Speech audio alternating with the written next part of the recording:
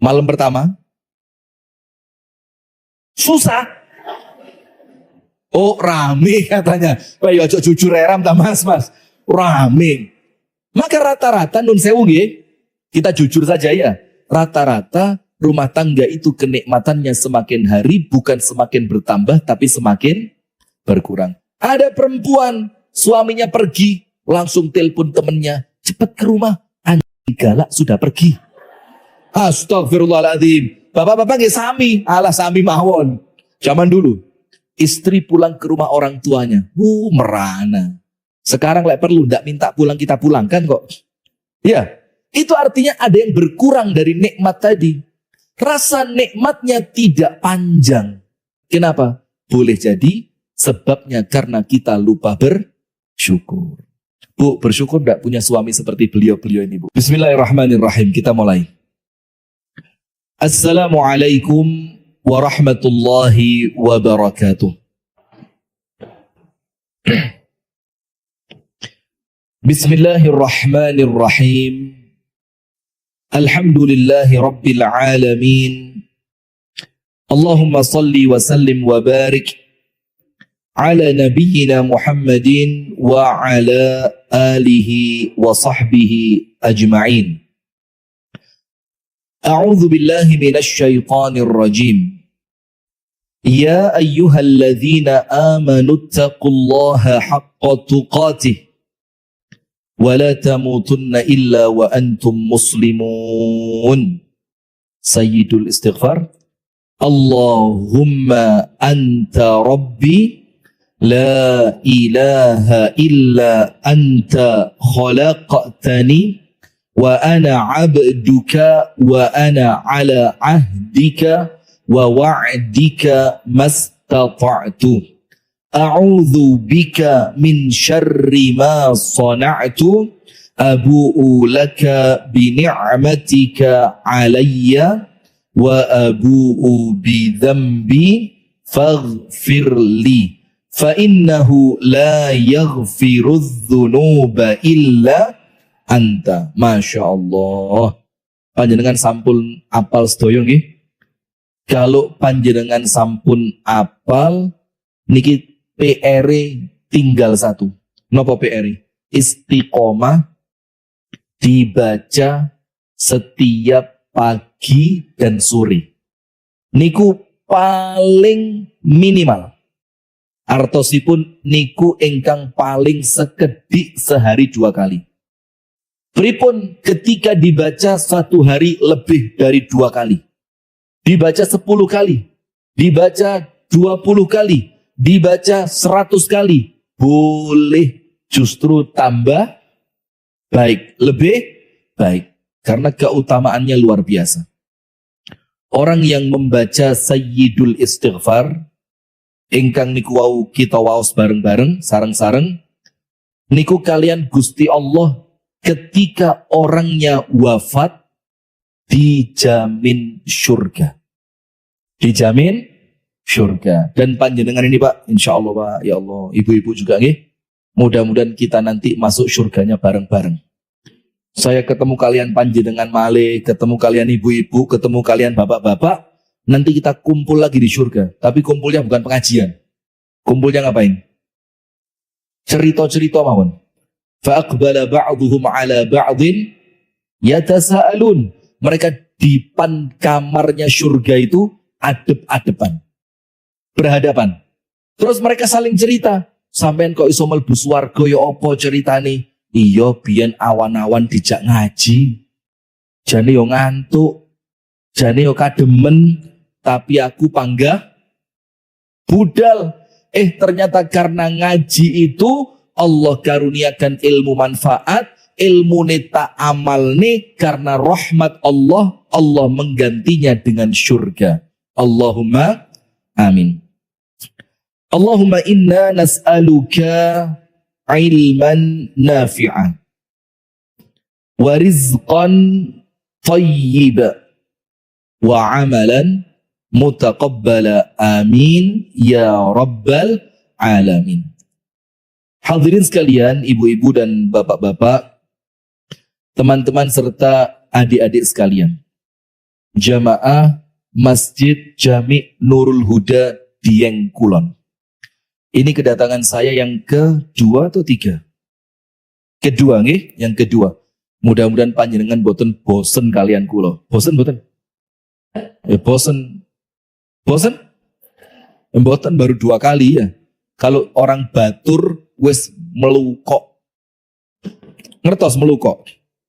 Pun waleh kulo niku lek ten batur diundang boten diundang panggah dugi. Karena saya suka. Nah nampaknya Dieng bakal begitu ini. Pak Supri siap-siap direpoti. Masya Allah ya ndak lah. Alhamdulillah kita bersyukur kepada Allah atas nikmat yang Allah karuniakan. Dan nikmat itu jamaah itu seperti bumerang. Panjenengan ngertos nggih? Salah satu senjata yang bentuknya seperti huruf V. Kemudian makainya dilempar. Itu nanti kalau muternya pas, dia bisa apa? Kembali kepada yang melempar. Itu nama senjatanya bumerang. Nikmat ngoten. Nikmat niku Bu, bisa menjadi bumerang atau dalam tanda kutip bisa jadi senjata makan tuan. Kapan nikmat itu akan menjadi bumerang untuk kita? Ketika kita tidak mampu mensyukuri nikmat yang Allah karuniakan. Pak, waktu luang, nganggur, santai, kosong, gak sibuk. Niku nikmat apa boten, Pak? Nikmat boten? Nikmat. Dengan waktu luang itu panjenengan saged ngaji. Dengan waktu luang itu panjenengan saged zikir wiritan. Dengan waktu luang itu panjenengan saged nambah istri. Nggih apa nggih? Kok langsung diem? Dijawab Pak. Pripun saged boten? Bu, saged boten Bu? Walaupun saged tidak boleh Bu ya. Ya hidup ibu-ibu pokoknya wis. Yang dengan waktu luang itu kita bisa melakukan banyak perkara. Tapi hati-hati. Ketika waktu luang yang kita miliki, yang itu anugerah dari Allah, digai turu, ngopi. Apalagi? HP. Kalau ibu-ibu Zumba. Di Dieng ada Zumba. Napa Zumba itu kenapa? Senam ibu-ibu yang rotok mencolot itu loh.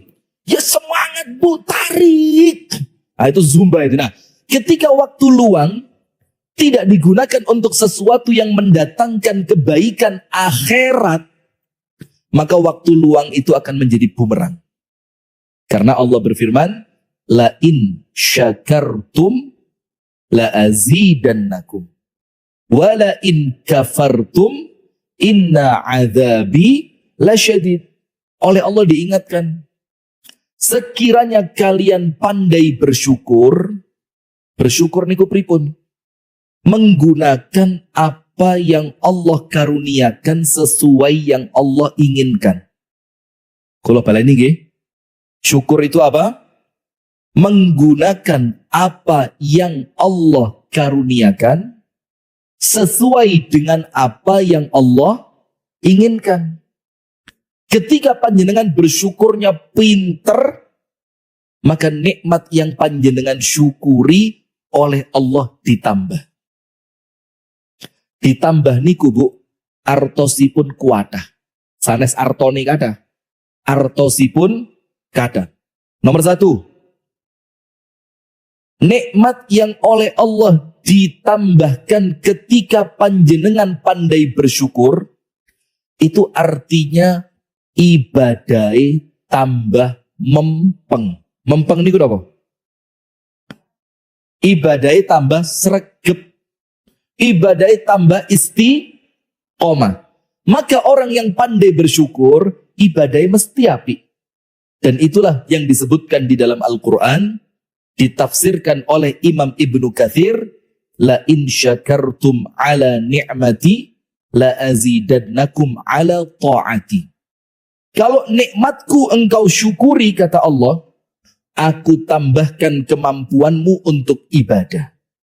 Jadi syukur niki kaitannya dengan ibadah sangat erat. Berarti hati-hati. Apabila ada di antara kita yang kemudian ibadai rodok males, enten nopo kata? Tendensius.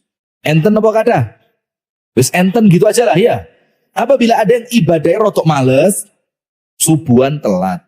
Oh si apik subuhan Ustad, iko kancaku iko ora tau subuhan. Wancine pengaosan, waktunya ngaji, dipakai sesuatu yang tidak bermanfaat. Maka orang-orang yang semacam itu ibadai males bisa dicek. Apa yang dicek? Boleh jadi ada yang salah dengan syukurnya dia kepada Allah. Yang kedua, la azidannakum. Apa makna nikmatnya ditambah? Maknanya jamaah, apa yang panjenengan syukuri oleh Allah ditambahi. Bisa jadi kualitasnya tambah baik dan tidak menutup kemungkinan ditambahi secara kuantitas. Boleh jadi tambah api, tambah nikmat, tambah sregep, tambah sehat. Boleh jadi umurnya sama Allah diberkahi, pekerjaannya diberkahi karena dia pandai bersyukur, tokonya orang lain sepi, tokonya dia tetap ramai. Sewa jeep orang lain sepi karena tidak ada pengunjung ke Dieng karena bukan musim liburan. Ternyata jeepnya Pak Supri disewa 6 tahun. Disewa-sewa Pak Pri. Disewa apa digade? Nah, itulah sama Allah ditambahin. Makna yang ketiga, la in syakartum la azidannakum, itu napa Bu arti ini? Boten gampang bosen. Itu ditambahi sama Allah. Boten gampang bosen. Kalau tangklet kali panjenengan. Orang yang rumahnya lantai 1 kepingin punya rumah lantai 2. Orang yang sudah punya rumah lantai 2 senengnya berapa lama? Paling mek 3 wulan.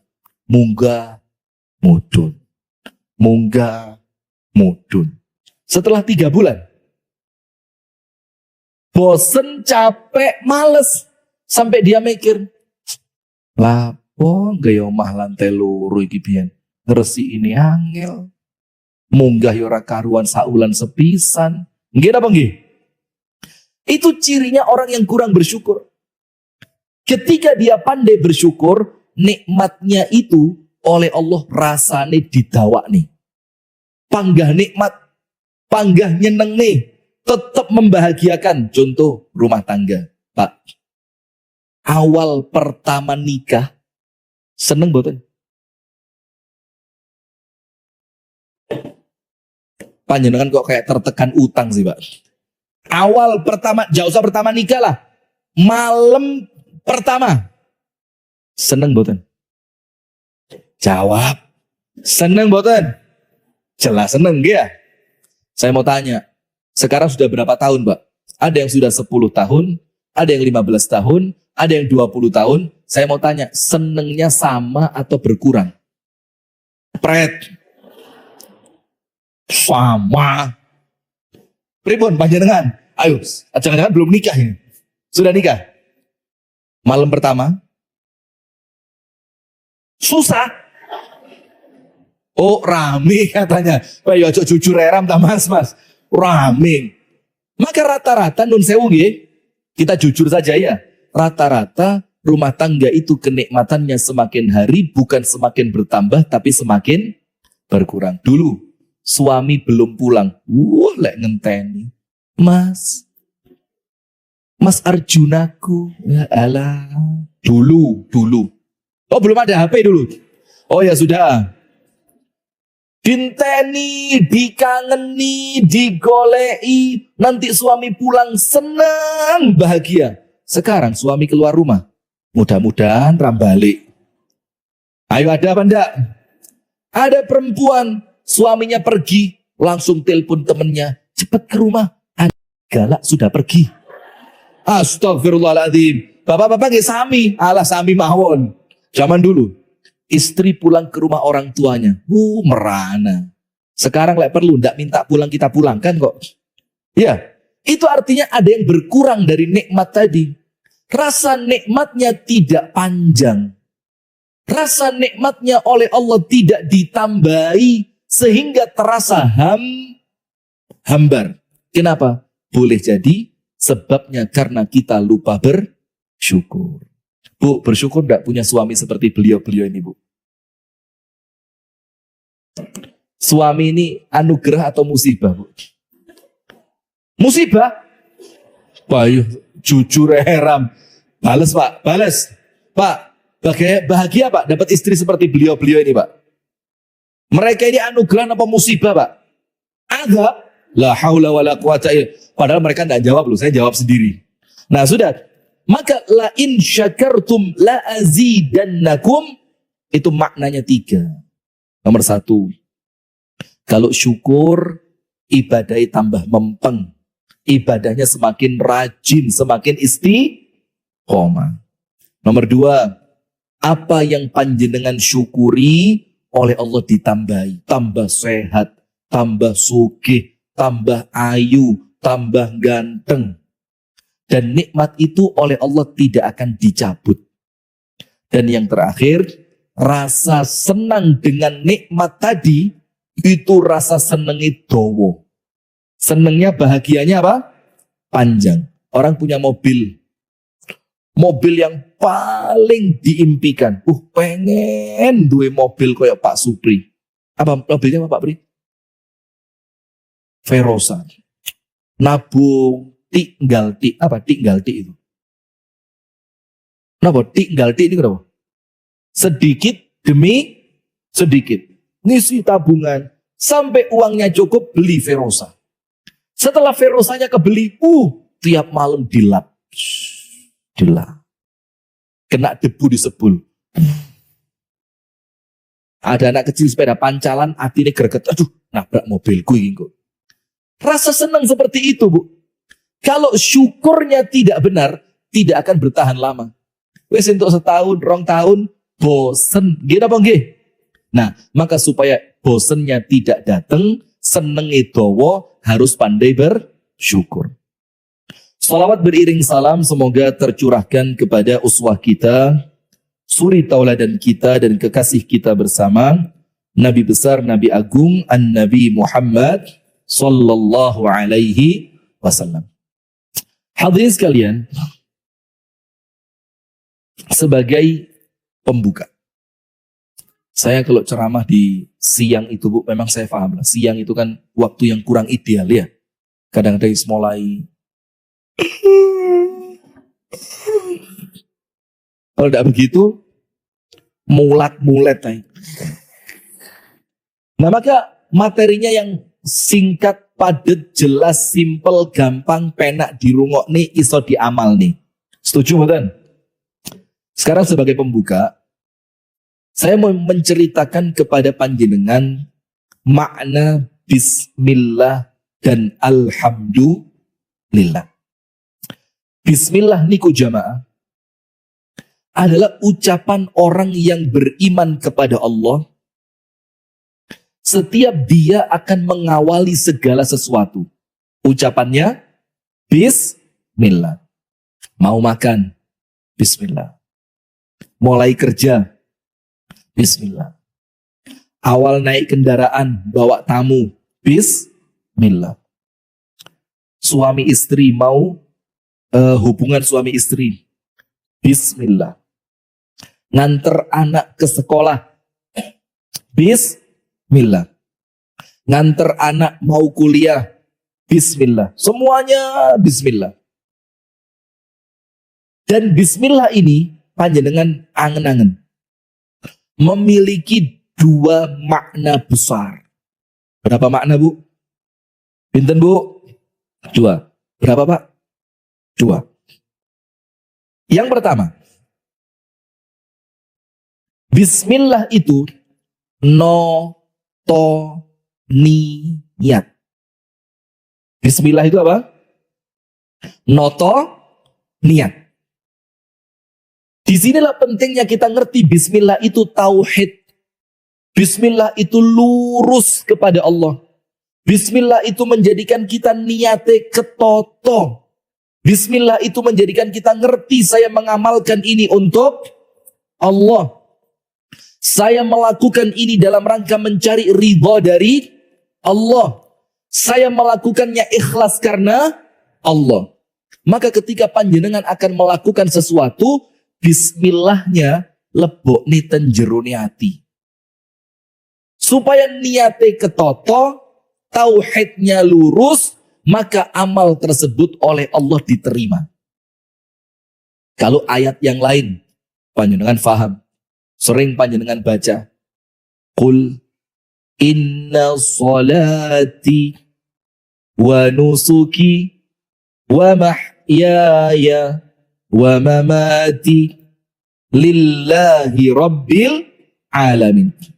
Inna salati, salatku, wa nusuki, ibadah-ibadahku selain salat semuanya, wa mahyaya, hidupku, wa mamati, kelak pun ketika aku wafat, semua itu lillahi rabbil alamin. Semuanya aku lakukan karena Allah dan untuk Allah.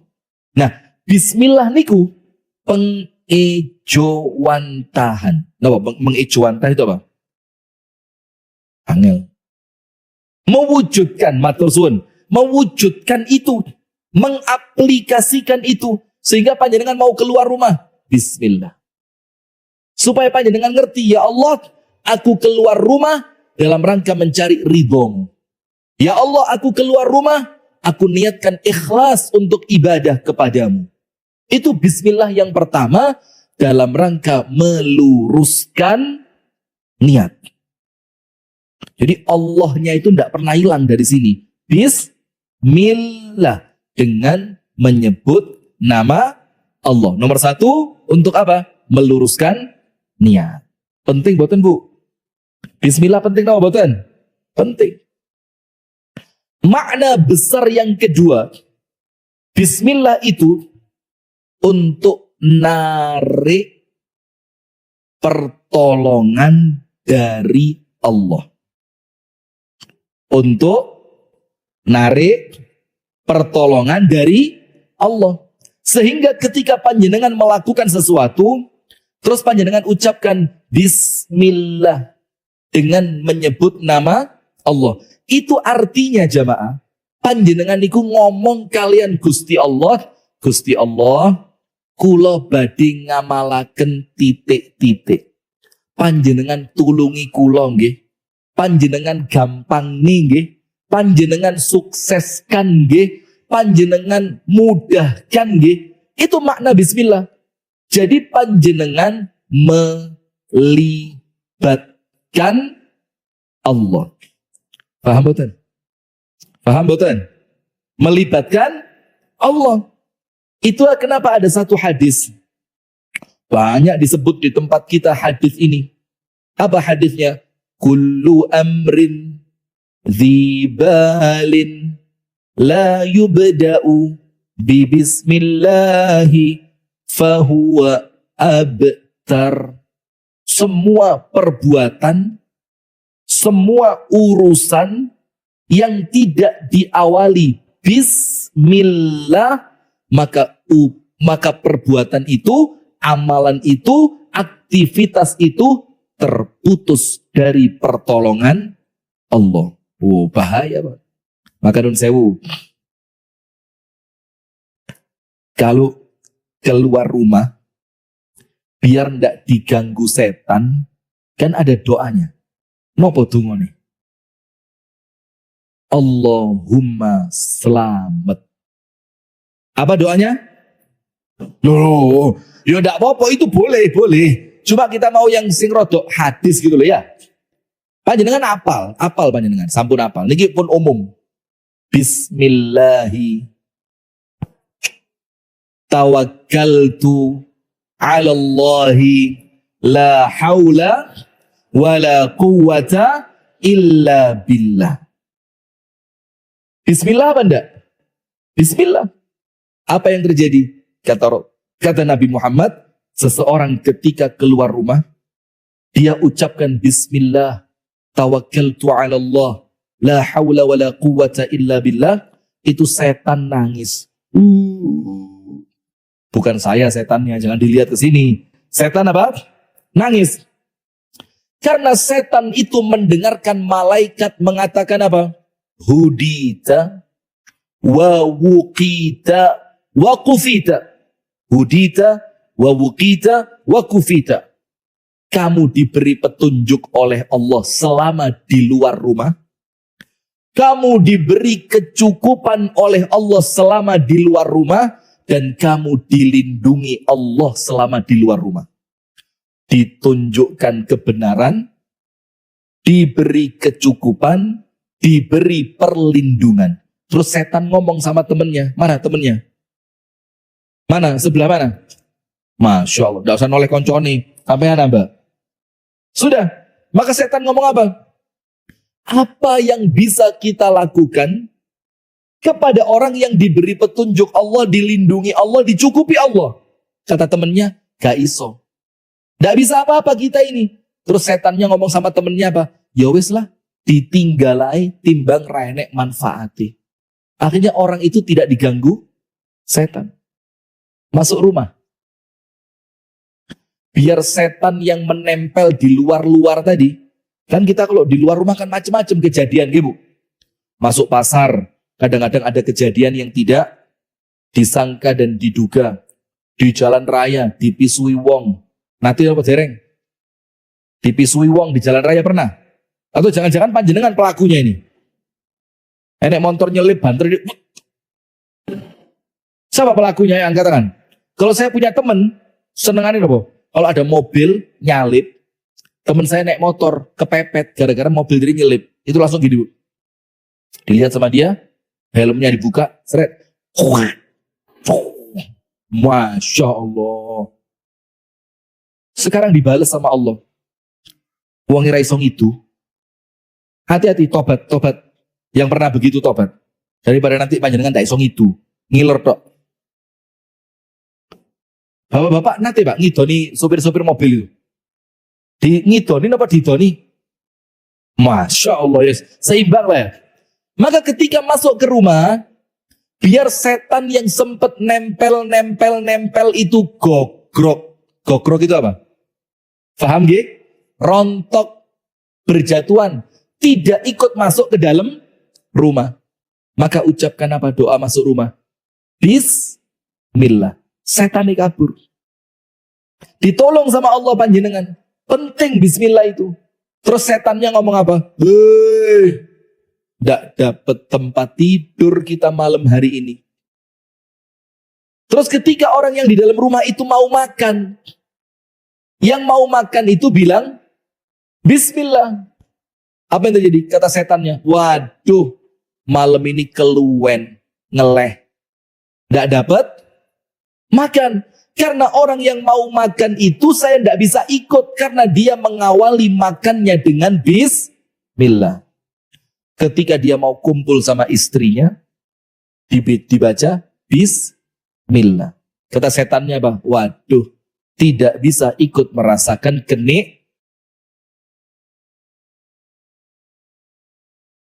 apalane anak-anak PAUD. Loh bukan. Bismillah itu penting. Bismillah itu penting. Panjenengan tahu ceritanya Ashabul Ukhdud.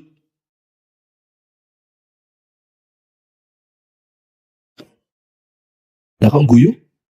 Saya tanya lu ini. Ashabul Ukhdud.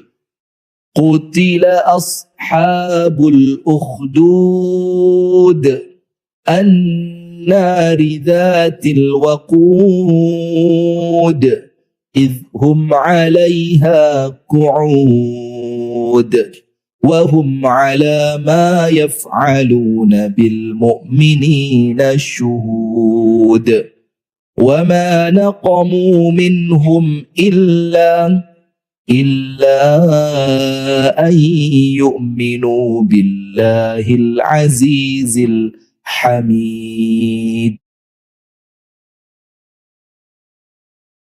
ada satu anak sihir. Diajari apa? Sihir. Ketika diajari sihir, pas melaku datang ke guru sihir, masuk gua. Ternyata di gua ada seorang ahli ibadah. Sama ahli ibadah diberitahu, Mas, sihir itu dosa. Sihir itu haram. Anak muda itu bingung, waduh, saya disuruh raja belajar sihir. Lah kok saya dapat ilmu sihir itu dosa? Bingung dia.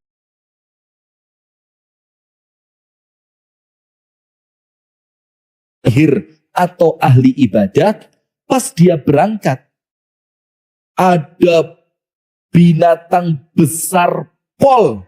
Kalau bahasa kita mungkin seperti kudanil gitu loh. Nutupi jalan. Yang dia tidak bisa melewati. Ini anggur. Ini anggur apa? Apa? Duren musangking. Ini musket. Deso. Saya juga baru tahu namanya musket ini. Diangkat itu kerikil tadi. Dia ngomong sama Allah Ta'ala. Ya Allah, saya tidak ngerti nih. Yang benar tukang sihir atau ahli ibadah. Maka ya Allah, tunjukkan kepadaku. Kalau ternyata ahli ibadah itu benar, jadikan kerikil ini bisa menumbangkan binatang besar itu. Dilempar sama dia. Siap. Astagfirullahaladzim. Tidak boleh ngelempar makanan itu tidak sopan.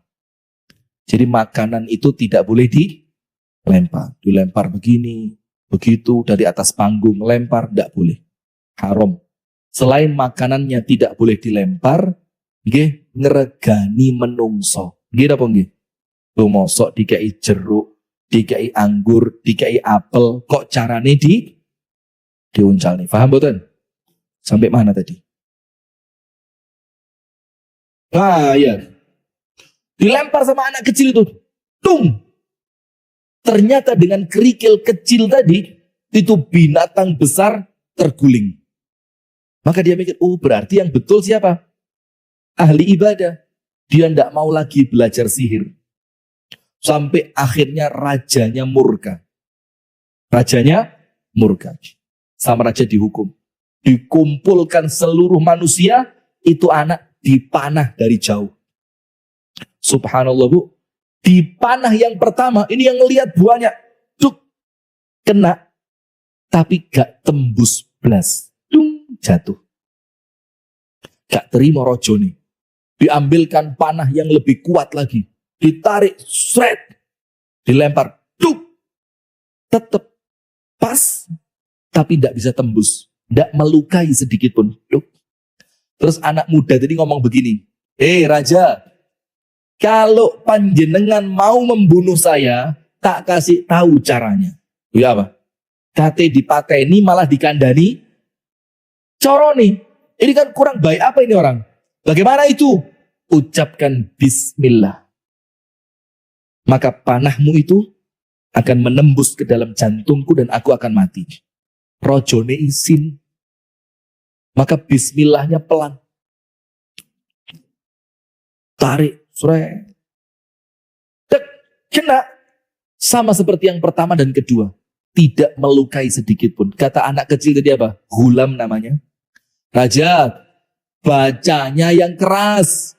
Biar semua orang yang mendengar tahu bahwa engkau mengucapkan dengan menyebut nama Allah. Sehingga mereka tahu kamu itu bukan Tuhan. Tapi Tuhan itu adalah Allah. Akhirnya mau tidak mau.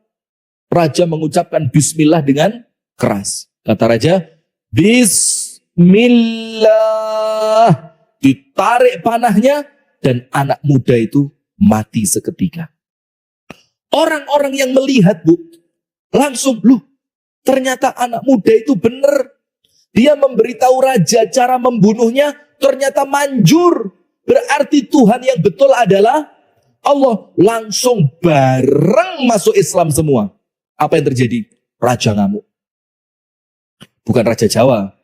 Raja yang di zaman ini, rajanya ngamuk. Setelah rajanya ngamuk, dikeduk tanah sebesar-besarnya, seluas-luasnya, sedalam-dalamnya. Semua orang yang telah masuk Islam dimasukkan ke tanah tadi, kemudian dilempari pakai kayu bakar, dan kayu bakarnya dinyalakan, mereka dikubur hidup-hidup. Nah, itu ucapan bismillah. Penting buatan. Jadi panjenengan dagang iki gagal, dagang iku gagal. Nyoba iki gak cocok, nyoba iku gak cocok.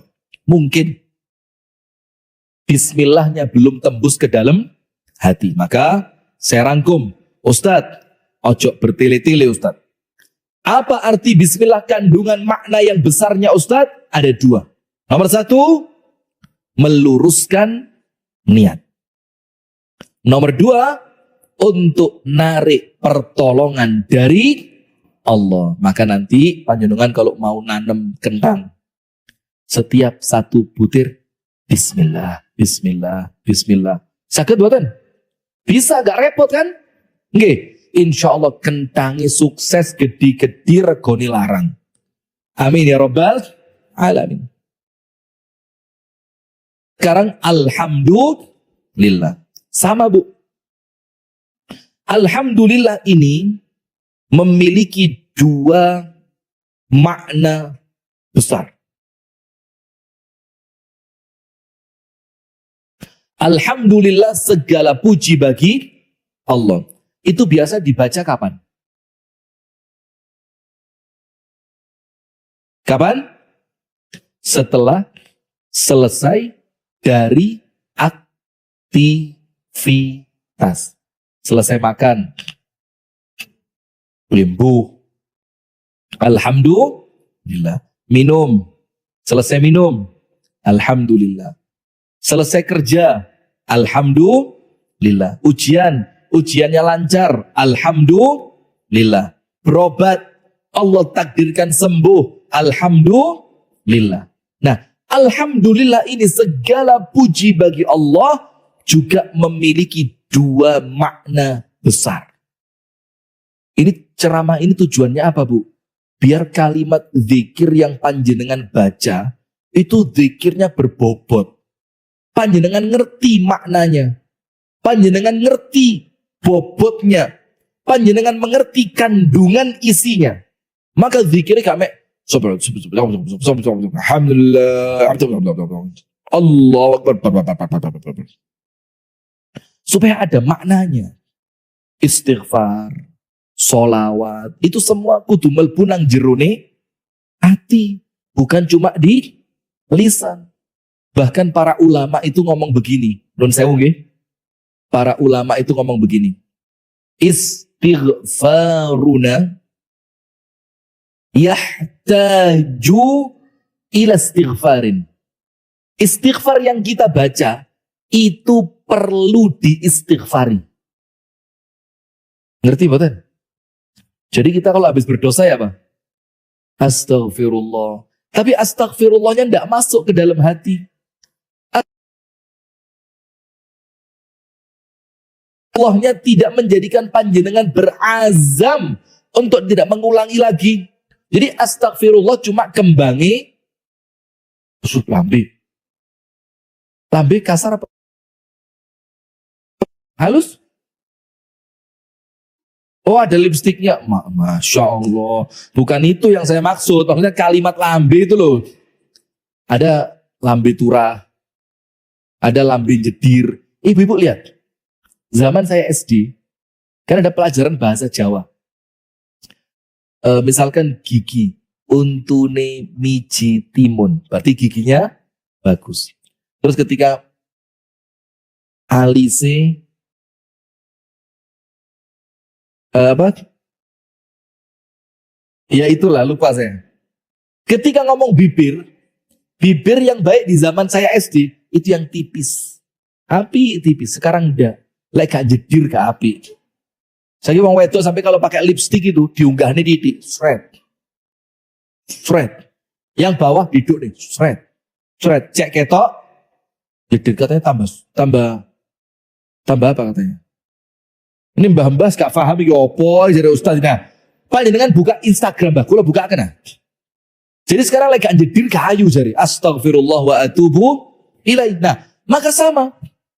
Istighfar yang kita sampaikan, yang kita baca dengan harapan Allah ampuni dosa kita. Ternyata istighfar kita itu menurut ulama, istighfarmu perlu diistighfari. Artinya apa? Kita ini istighfar, tapi istighfar kita memunculkan dosa. Loh, kok iso istighfar kok tambah dosa? Iya.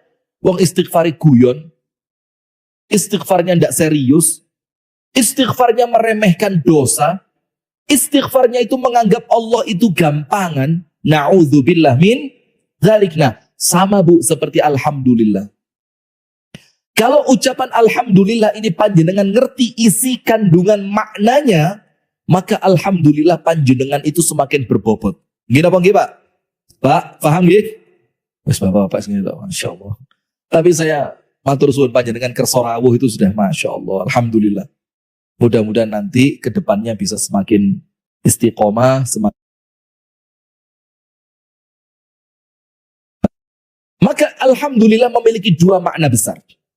Memiliki apa? Dua makna besar. Nomor satu. Alhamdulillah itu maknanya, tulis, menghindarkan diri dari sombong. Alhamdulillah itu menghindarkan diri dari sombong. Misalkan bangun omai dadi paling apik sak kampung, renek sing ngalah nih. Kan itu rentan terjadi kesombongan. Gini apa nggih? Kadang-kadang kita ini apik titik sombong, pintar titik sombong, sugih titik sombong, terkenal titik sombong. Ya Allah, hidup kita ini penuh dengan kesombongan.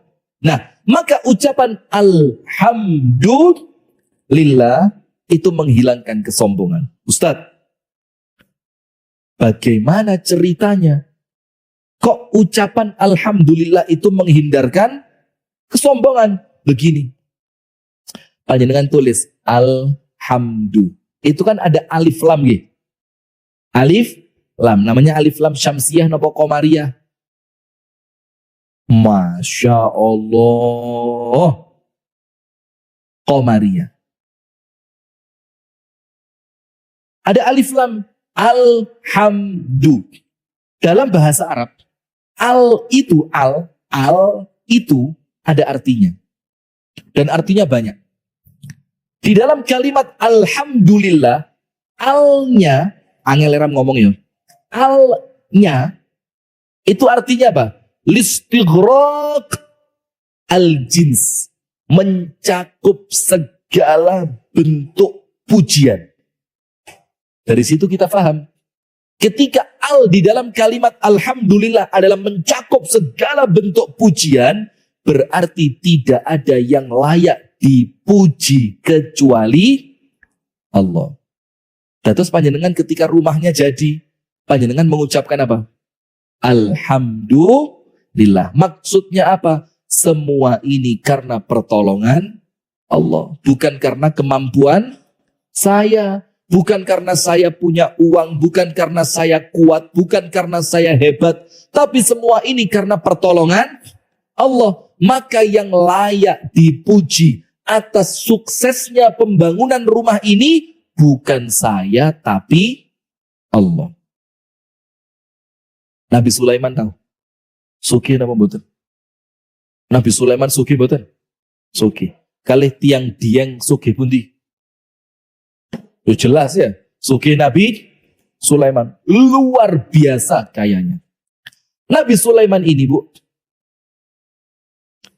pernah sekali lupa mengucapkan insya Allah. Panjenengan tahu hukumannya apa? Lupa insya Allah. Kalau kita bukan cuma lupa insya Allah, kita lupa kepada Allah. Luwih nemen. Bahkan bukan cuma lupa, kita meniadakan Allah. Seakan-akan Allah itu tidak ada. Wes aku. Sukses aku, pinter aku, berhasil aku, soge aku. Wah, Masya Allah. Panjenengan tahu Bu, dalam Quran aku itu cuma 3. Dalam Quran, aku itu ada berapa? 3. Yang nomor 1, aku di dalam Al-Quran itu Allah Ta'ala. Allah Subhanahu wa Ta'ala. Sekarang saya mau tanya, kalau yang mengatakan adalah Allah, pantas nama boten? Pantas. Karena Allah pemilik alam semesta. Wa ana rabbukum fa'budun. Dan aku, kata Allah, adalah Tuhan kalian, maka sembahlah aku. Itu Allah. Yang kedua, setan. Yang kedua, setan. Nanti panjenengan pilih. Kalau panjenengan ngomong aku, panjenengan termasuk nomor 1, 2, apa 3? Nomor 1 siapa tadi? Allah. Jelas gak mungkin. Nomor 2 sinten? Setan. Setan itu ngomong apa? Ana khairun minhu. Aku luwih apik tinimbang sampean.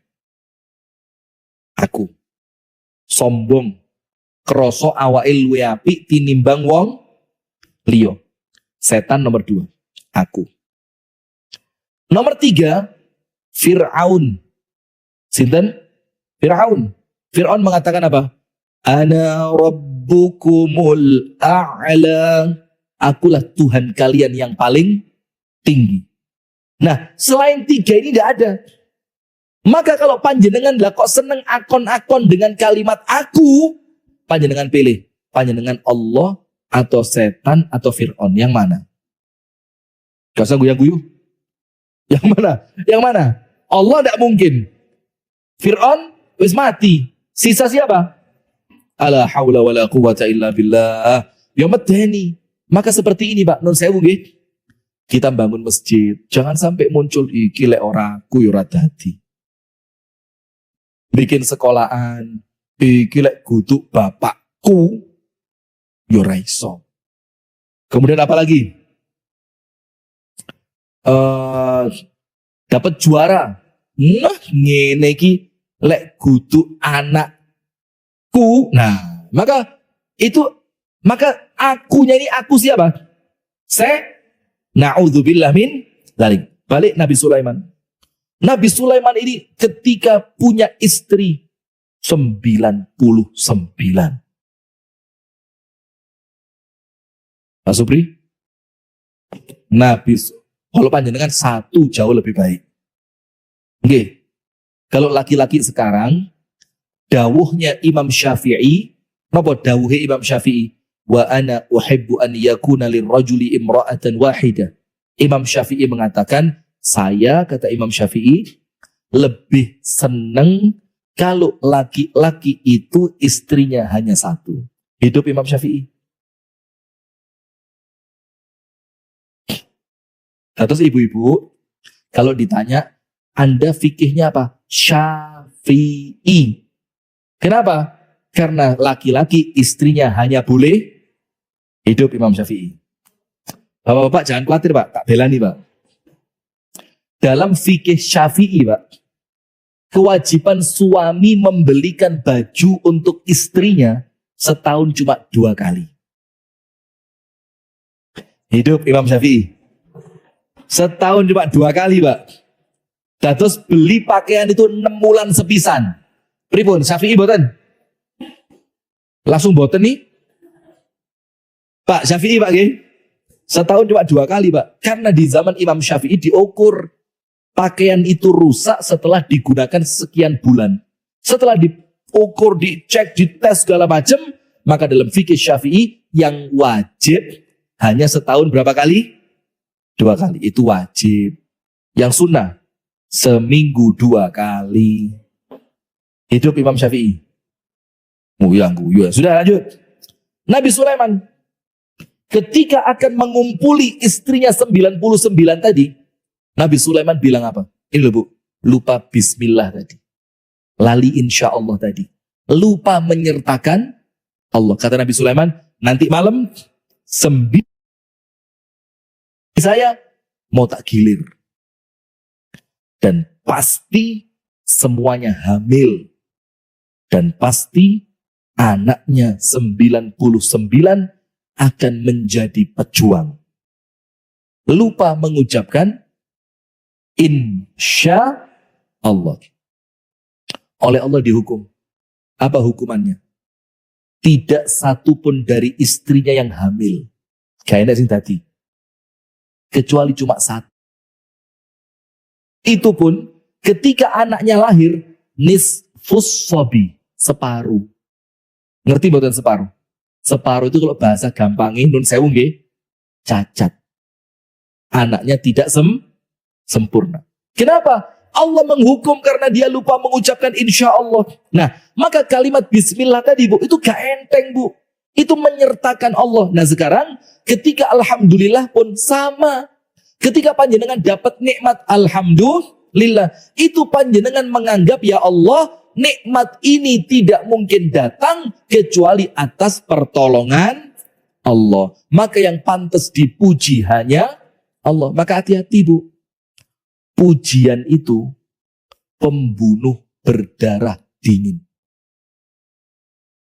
Hati-hati. Ojo seneng kakean dilem. Ya ngerti dilem ya? Dilem apa dilem? Dilem ya? Dalem. Di alam ya? Jangan banyak seneng di alam. Hati-hati. Jangan banyak senang dipuji. Karena apa? Itu bisa membinasakan. Nah sekarang lihat. Balik Nabi Sulaiman. Dapat kekayaan luar biasa. Kerajaannya tidak pernah dimiliki oleh orang sebelumnya dan setelahnya. Berarti secara sejarah dunia, Bu, Nabi Sulaiman itu raja terkaya. Masya Allah. Masuk. You know Elon Musk, pengusaha dari Amerika itu, yang usahanya sekarang salah satunya kendaraan listrik, itu jadi orang kaya nomor 1 di dunia sekarang. Dia nomor 1, nomor 2-nya jomplang. Waduh jarai. Saking sugi Elon Musk. Itu sama Nabi Sulaiman, tidak ada seujung kuku. Nah, sudah. Ketika Nabi Sulaiman alaihi salam itu mendapatkan kenikmatan yang luar biasa, apa yang terjadi? Nabi Sulaiman mengatakan, hadza min fadli rabbi. Semua ini kekayaan, kesuksesan, kejayaan, jabatan yang aku min fadli rabbi. Semuanya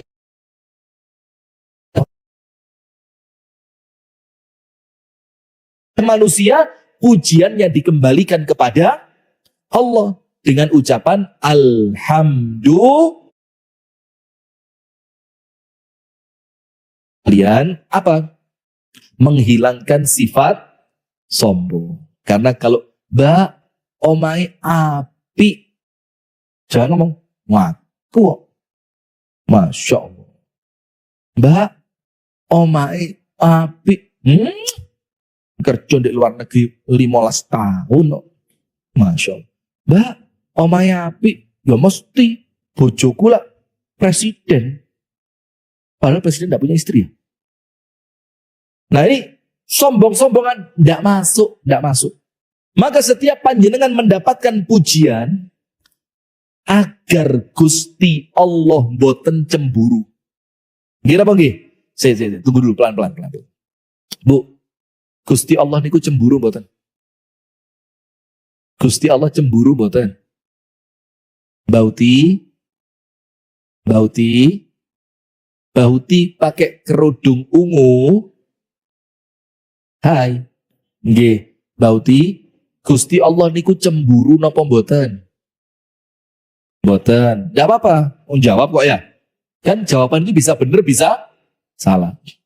Saya tanya siapa ya? Kameramen yang pakai jilbab biru. Siapa namanya kok lupa saya? Sita, Mbak Sita. Gusti langsung kabur. Hehehe. Balik. Takut ditanya kabur dia. Mbak Sita, Gusti Allah cemburu mboten? Nah, cemburu. Berarti ada 2 jawaban sekarang. Enggak apa-apa. Yang betul, Gusti Allah itu punya sifat cemburu. Ketika Allah cemburu, begini Bu, panjenengan senden. Senden, ngertos nggih senden? Ketika panjenengan dengan sendenan tadi panjenengan lupa kepada Allah, maka Allah akan cemburu dengan sendenan panjenengan. Loh, sing ngewenehi sendenan yo aku. Lah kok sing dilem kudu aku tapi sendenane. Maka Allah cemburu. Ketika Allah cemburu apa? Itu sendenan sama Allah dihilangkan. Panjenengan jelungup. Seperti itu. Maka Allah tidak mau dibikin cemburu. Nabi Sulaiman ngerti. Ketika nikmat itu datang, apa yang terjadi? Nabi Sulaiman mengembalikan pujiannya kepada Allah. Supaya Allah tidak cemburu, nikmat panjenengan boten dirusak, boten dicabut. Allahumma amin. Nah maka supaya tidak sombong. Wis, cek gak? Sombong. Orang yang sombong itu Bu, lupa diri. Lupa diri. Ada seorang anaknya raja. Ini kisah. Setiap dia lewat, semua orang yang dilewati olehnya harus berdiri, kemudian menundukkan kepala. Suatu hari, anaknya raja itu lewat di depan ulama. Seorang yang alim. Maka orang lain berdiri, ulama tersebut boten kerso berdiri. Lalu anaknya raja ini ngamuk. Wait! Ata'rifu man ana? Kamu tahu saya siapa? Kata ulamanya apa? Ya justru karena saya tahu kamu siapa, maka saya tidak berdiri. Ngamuk dia. Dia bilang, kalau kamu ngaku kamu tahu saya siapa, jelaskan. Man ana? Cerita aku ini sopo coba. Dia bilang apa? Anta awwaluka nutfah. Kamu itu awalmu air mani yang menjijikkan. Kamu. Wal'an fi batnika qadhirah. Dan sekarang di perutmu nyimpen kotoran. Kamu. Wa idza mitta tasirul jifa al-atinah. Dan kalau kamu mati, kamu jadi bangkai yang baunya busuk. Yaitu kamu. Ini treatmentnya para ulama biar orang-orang yang sombong itu hilang sombongi. Nah maka dengan ucapan Alhamdulillah, insya Allah kita tidak akan sombong. Allahumma amin. Kemudian terakhir, apa Ustadz makna Alhamdulillah yang kedua? Yang nomor satu, Alhamdulillah itu menghilangkan kesombongan. Yang nomor dua, Alhamdulillah itu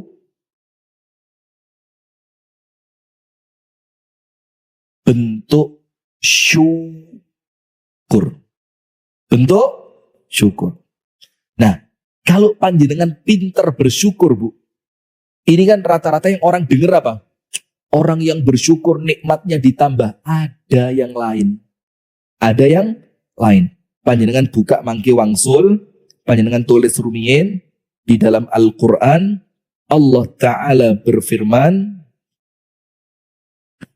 di dalam surah An-Nisa 147. 140. Saya kemarin dari Situkung. Tahu nggih Situkung? Situkung mana? Men. Pandanarum.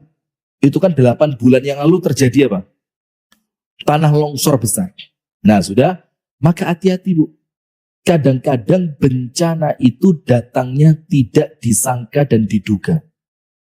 Tapi mugi-mugi saya doakan, kita doa bareng-bareng, panjenengan semuanya selamat dunia akhirat. Nah, kuncinya syukur. Dalam An-Nisa 147 Allah berfirman, "Ma yaf'alullahu bi'adzabikum." Allah tidak akan mengazab kalian. Wis kaenek. aman, adem, ayem, tentrem, madep. Madep mantep. Aman insya Allah. Dieng ini aman, tidak ada bencana, tidak ada longsor, tidak ada gempa, tidak ada banjir. Allahumma amin. Apa syaratnya? Ma yaf'alullahu bi'adzabikum in syakartum. Allah tidak akan menurunkan bencana selama orang-orang itu senantiasa bersyukur. Lah berarti alhamdulillah itu ungkapan syukur. Kalau panjenengan misalkan dapat rezeki, alhamdulillah. Panjenengan punya keluarga bahagia, alhamdulillah. Panjenengan mendapatkan anak turun yang solihin dan solihat, alhamdulillah. Panen kentangi berlimpah, alhamdulillah. Sewan mobil jeep laris, alhamdulillah. Maka dengan ungkapan alhamdulillah ini bentuk syukur. Kalau syukurnya panjenengan tenanan, syukurnya baik, dalam surat An-Nisa 147, maka Allah tidak akan menurunkan azab. Allah tidak akan menurunkan bencana di suatu tempat yang penduduknya pandai bersyukur. Maka dengan itu, masyarakat Jawa ini alhamdulillah. Dikit-dikit syukuran. Dikit-dikit selamatan. Bagus. Bagi-bagi makanan. Beli mobil. Langsung syukuran. Tetangganya dikasih nasi kotak. Enek apa mbak? Anu alhamdulillah. Mari tumbas mobil. Oh seneng.